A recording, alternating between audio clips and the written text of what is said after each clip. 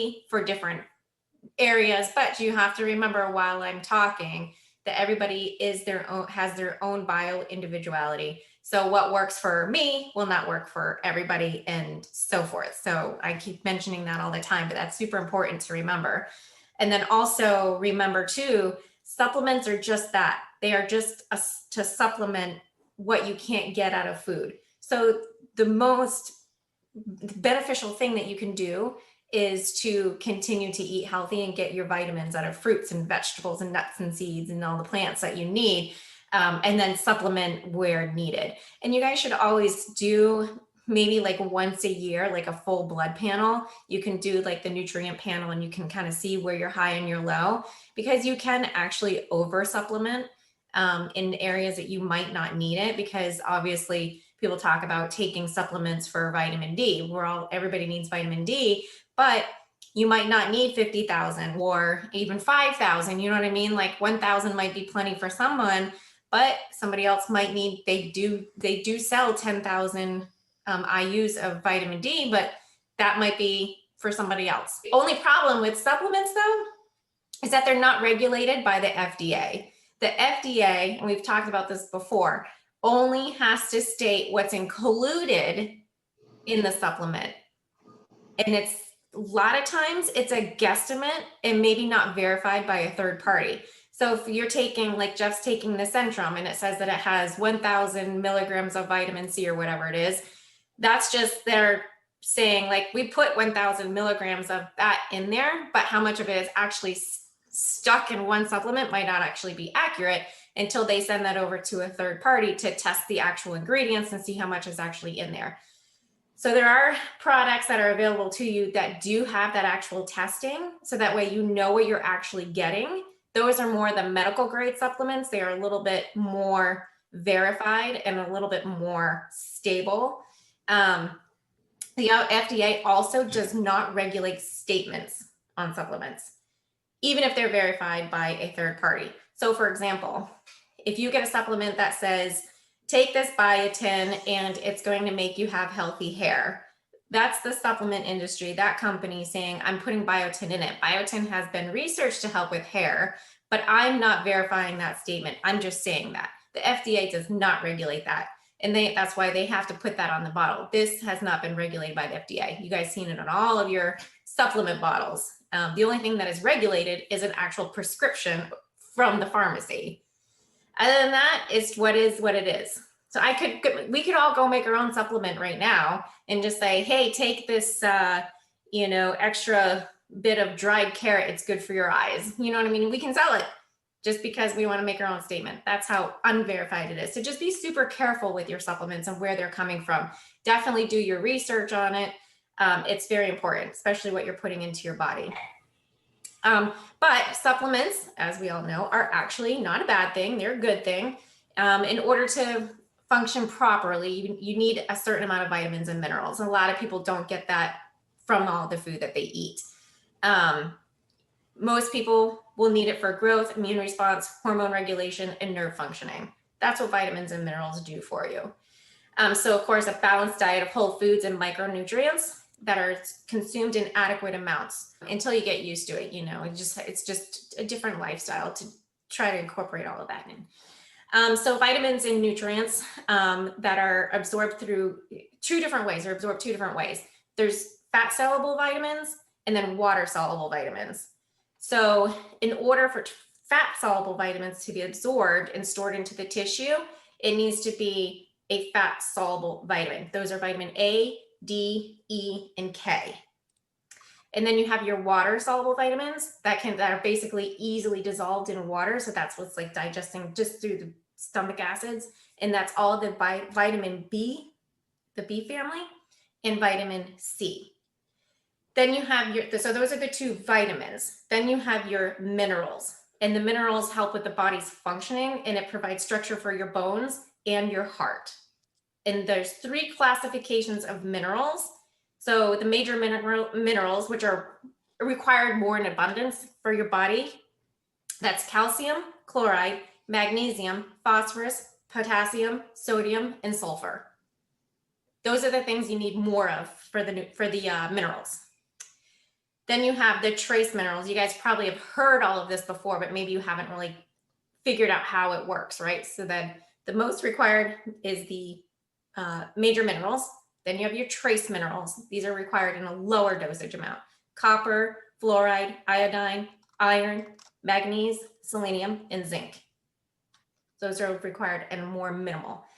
These are in your multivitamins usually, so you'll see like how when I say like how all of these are required higher and lower, so you'll see lower dose like a zinc be probably about 15 milligrams, where something like your calcium is required in a little bit higher dosage. That's how that's all broken down. Now you understand that maybe on your vitamin, multivitamin. Then you have the ultra trace, which is the lowest quantity that you need. That is basically your nickel, arsenic, boron, cobalt, silicon, and vanadium, which I've never heard before. So I found that this one was kind of interesting when I was looking this up in my course materials. So I'll look into that if anybody's interested in finding out what that is. I've never even seen it on a vitamin bottle. Maybe that's how much we don't really need it. And so people do have vitamin deficiencies. So I'm sure that you've probably done like maybe a vitamin panel, whatever your doctor may have said you have a deficiency in vitamin C or deficiency in zinc. So if you hear the word vitamin deficiency, it just means that your body maybe doesn't produce enough on its own through the food that you're eating, like it's not absorbing it. So sometimes you might have your doctor say you're vitamin deficient in vitamin D. So he'll give you a high dose of vitamin D with a vitamin K, because vitamin K will help you absorb the vitamin D. So that's how that all works if you have a deficiency. So you can get normal limits through food and diet. So if you're not a supplement person and you do not want to take supplements, you can totally get away with not taking any supplements as long as you're eating a balanced diet. Again, with the plants, adding as many plants as you can, that solves that problem. So I will break it down real quick. The vitamins that I personally feel, this is my personal suggestion on supplements that I've learned through school and just from also being a provider for a company called Metagenics, which is a really great medical food sourced style of vitamins and minerals. So your multivitamin, I think that everybody could benefit from taking a multivitamin because they're just in regular doses. There's not like a higher dose of this or higher dose of that, unless you're taking a multivitamin with iron. Then they'll add in a little bit of extra iron. That's where that would come in from. But a regular balanced multivitamin is definitely good for you to take every day. With vitamin D, you don't really get a lot of vitamin D like in your food sources. You can get a little bit of vitamin D sometimes like in your greens, and I think you could get it in eggs. Other than that, vitamin D you usually get from the sun. And you'd really have to like lay naked in the sun for like 30 minutes a day without getting a sunburn, of course, for you to absorb vitamin D. And that's usually not practical, especially for anybody who doesn't live in Florida. And you don't need to like go crazy with the supplements unless your doctor says, okay, you are extremely deficient in whatever, and this is what you need to take. Then of course you need to listen to your doctor. But again, even if your doctor prescribes it and you don't feel good on it, you get brain fog or whatever, you need to dial it back. That's perfect because you got to listen to your body, know the symptoms. And if it makes you feel odd, again, it's a supplement. So sometimes your body might not absorb it properly. So multivitamin, vitamin D actually regulates the calcium in your body. So it's good to take the vitamin D just for bone support and calcium. Fish oil is a typical omega, but omega-3 and omega-6 fatty acids are actually really good for brain support, heart support, joint support. And most people don't get enough of the omegas out of food alone. The funny thing is like you can get omegas through through the fish oil, but it's in such a small quantity that you really need to like take a pretty big supplement of omegas to get the sufficient amount. So omegas is like a kind of funny one where it's like hit and miss, and it's like you don't really know if you're taking too much or not taking enough. So that's one that you just have to know that you're taking a good quality, pure, clarified omega. And it doesn't have to be a fish oil. If you don't want to take the actual fish oil, you can actually take omegas out of an algae supplement. So like it's like a algae omega-6, I believe. And it's almost the same thing because it's what the fish are eating where you're getting the omegas from anyway. So you might as well go right to the source, which is the algae. So it's really good for cardiovascular as well. And of course, we talk about this all the time. I feel everybody should take a probiotic.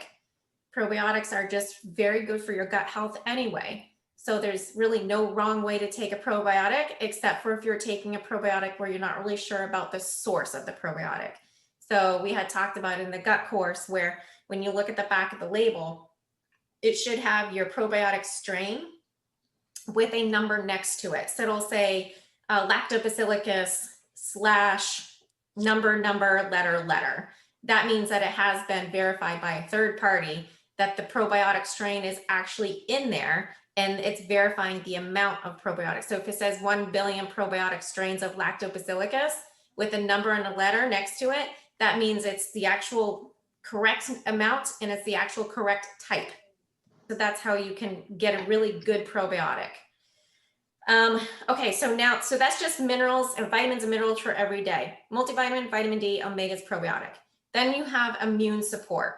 So for immune support, like if you're feeling a little under the weather or you want to take this every day just to keep your immune system strong and healthy, I would suggest a zinc supplement. Zinc also is good for your metabolism and for wound healing. And if you have picky eaters, if you're adding in 15 milligrams, if they're getting 15 milligrams of zinc a day, that actually helps with taste buds. So, I mean, even if you're a picky eater yourself, you can take, make sure that usually your vitamins will have 15 milligrams of zinc in it. If it doesn't, then you can take a zinc supplement, but it's very good for your immune system. If you ever feel like you're getting a cold coming on, take it. You can actually do a zinc wash. And there's nothing wrong with doing this like every couple of days, where you take a teaspoon of liquid zinc and you'll just hold it in your throat for about count to 5 or 10 or whatever, and just swallow it. That's all you got to do. So that's just super. So it kind of like gives your immune system like a little bit of a boost. Now, if you wanted to do the zinc wash as well on top of your multivitamin, that's perfectly okay. You just don't want to take like, a big handful of zinc supplements because you feel like you're getting sick. So in addition for the immune support, vitamin C, obviously, if you can get your hands on a liquid vitamin C, Lipospheric is a brand that makes a really good liquid vitamin C in a 1,000 IUs of that. You just pour it a little bit in a cup of water and you just chug it. That way it's absorbed a little bit faster, and it doesn't, sometimes if you take a vitamin, that's why they make them a lot in chewables. Vitamin C, when you're taking the actual supplement, can kind of upset your stomach. So if that happens, try to do the liquid. So also, let's see, for gut health, we talked about probiotics. L-glutamine is really good for your gut lining. It's an amino acid. It's also really good for your immune system, and it's also good for intestinal support.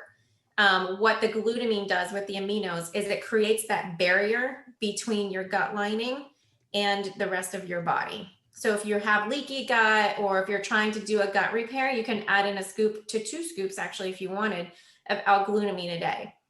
I found a really good, I'm going to try it myself. I just ordered it like last week. Metagenics just came out with a supplement that has an L-glutamine with an aloe in it. So I think we talked about aloe back in the gut health section when we were talking about healing your gut lining. Aloe is kind of like healing the wounds on your skin.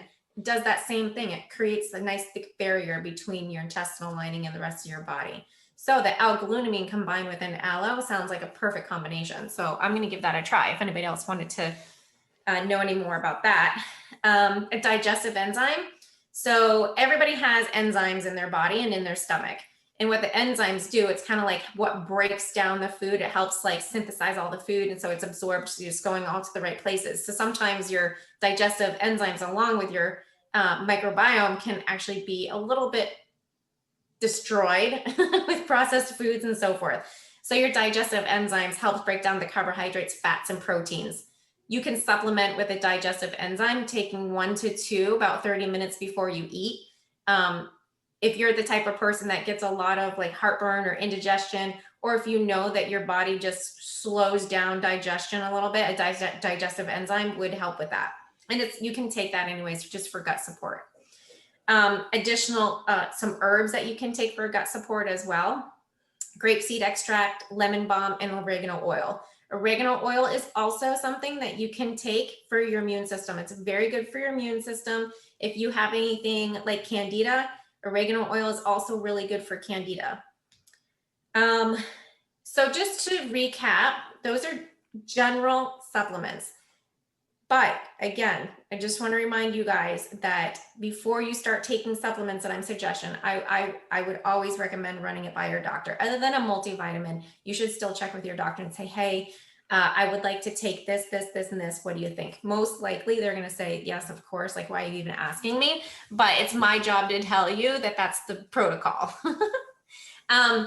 Also, it's good practice to rotate the brands. So if you're used to taking one brand and the bottle's gone, the next time around, take a different brand. So that way your body, it just is absorbing it a little bit differently. All brands are different. All brands are made different. All the IUs and milligrams in a vitamin are all different.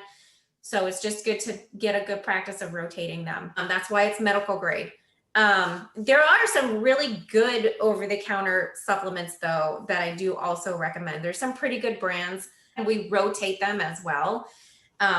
Also, I want to mention too, if you're going to start a supplement regimen, it's really good to try one at a time for about 4 or 5 days. If you feel good off that, then you can add in the next one. If you feel good on that one for 4 or 5 days, you can add on the next one and so forth. Try them for 6 months. And if you like how you feel in 6 months, continue with it. If you don't feel any different, then stop it, or stop before 6 months if you don't feel any different, if you feel like it's not helping you. So that's also, there's a lot of really great herbs too. So if you're also not like a supplement person,